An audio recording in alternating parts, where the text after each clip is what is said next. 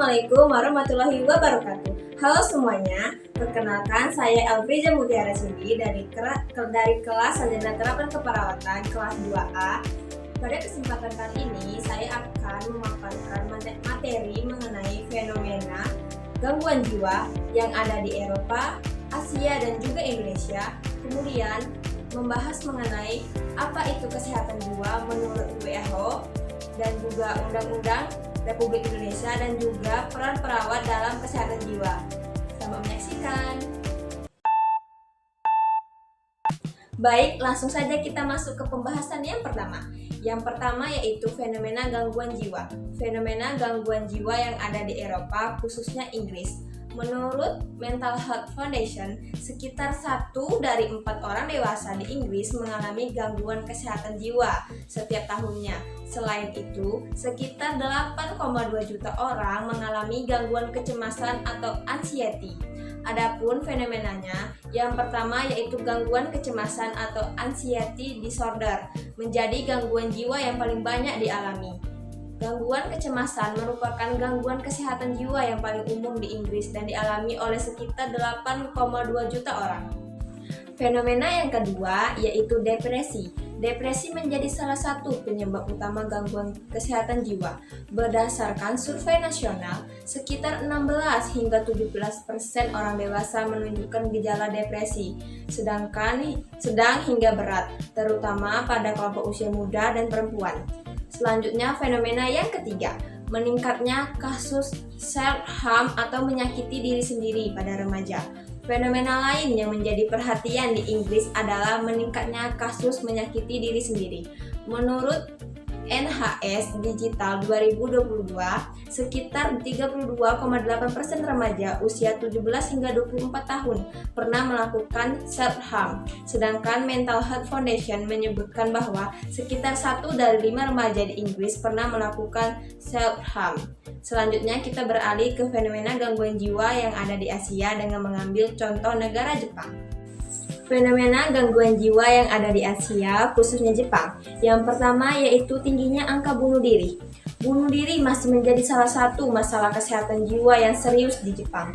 Pada tahun 2024, tercatat 20.268 kasus bunuh diri dengan masalah kesehatan menjadi faktor yang paling banyak melatar belakangi. Diikuti masalah ekonomi dan keluarga. Yang kedua yaitu fenomena hikikomori atau menarik diri dari kehidupan sosial.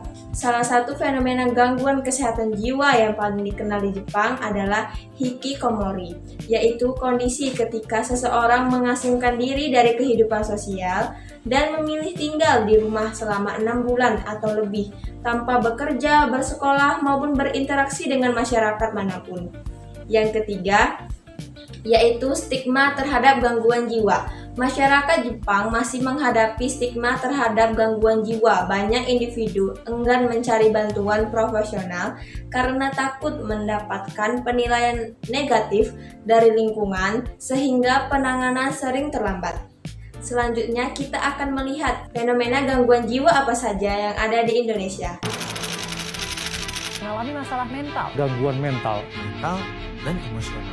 memiliki tingkat kesehatan mental yang baik.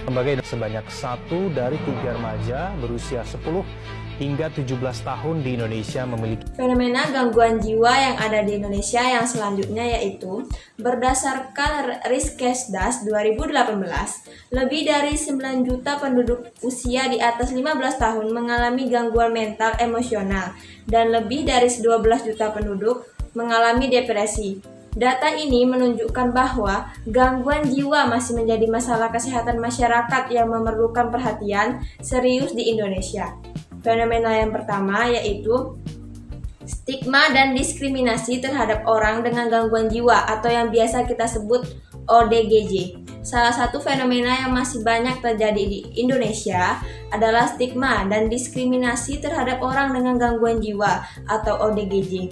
Banyak ODGJ masih dikucilkan, dijauhi, dan dianggap berbahaya oleh masyarakat sehingga mereka enggan mencari pertolongan dan sering terlambat mendapatkan penanganan. Baik, fenomena yang kedua yaitu meningkatnya depresi dan kecemasan akibat tekanan ekonomi dan pengangguran. Fenomena lain yang menjadi perhatian di Indonesia adalah meningkatnya gangguan depresi dan kecemasan yang berkaitan dengan tekanan ekonomi, kehilangan pekerjaan, dan pengangguran. Fenomena yang ketiga yaitu biasa disebut skizofrenia, masih menjadi gangguan jiwa berat yang paling banyak mendapatkan pelayanan di Indonesia. Laporan terbaru menunjukkan bahwa pada tahun 2024 sekitar 679.000 peserta JKN memperoleh pelayanan untuk skizofrenia atau gangguan psikotik.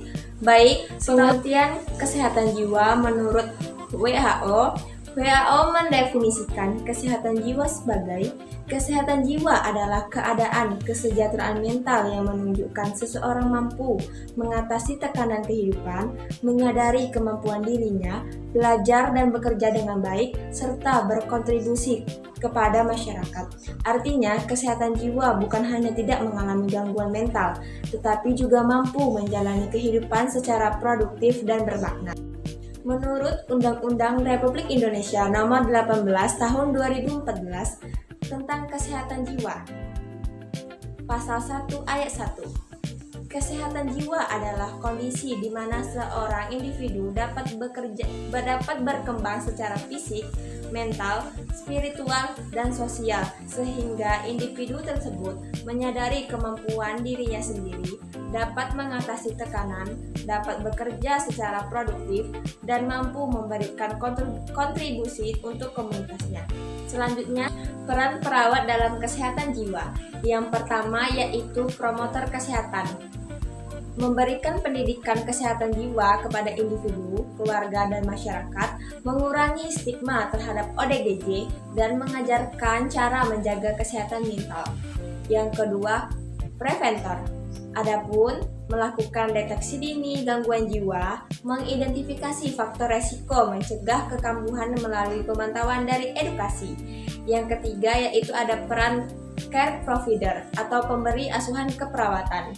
Adapun memberikan asuhan keperawatan jiwa sesuai kebutuhan pasien, membantu pasien memenuhi kebutuhan dasar, dan memantau kondisi psikologis dan perkembangan pasien. Keempat yaitu sebagai konselor. Adapun mendengarkan keluhan pasien secara terapeutik, memberikan dukungan emosional kepada pasien, membantu pasien mengembangkan mekanisme coping yang adaptif. Kemudian sebagai advokat, perawat berperan melindungi hak-hak pasien, membantu pasien memperoleh pelayanan kesehatan yang layak tanpa diskriminasi. Yang keenam, peran perawat yaitu sebagai kolaborator, bekerja sama dengan dokter, psikolog, pekerja sosial, keluarga, dan tenaga kesehatan lainnya dalam memberikan pelayanan yang komprehensif. Yang ketujuh yaitu peran perawat sebagai edukator, memberikan edukasi kepada pasien dan keluarga mengenai penyakit, pengobatan, kepatuhan minum obat, serta pencegahan kekambuhan. Demikian pemaparan yang dapat saya sampaikan mengenai fenomena gangguan jiwa yang ada di Eropa, Asia, dan juga Indonesia.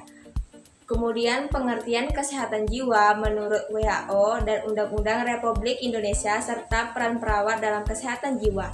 Semoga materi ini dapat menambah pemahaman kita mengenai pentingnya menjaga kesehatan jiwa serta peran perawat dalam memberikan pelayanan yang holistik kepada individu, keluarga, dan juga masyarakat. Terima kasih atas perhatian teman-teman semua. Saya akhiri. Wassalamualaikum warahmatullahi wabarakatuh.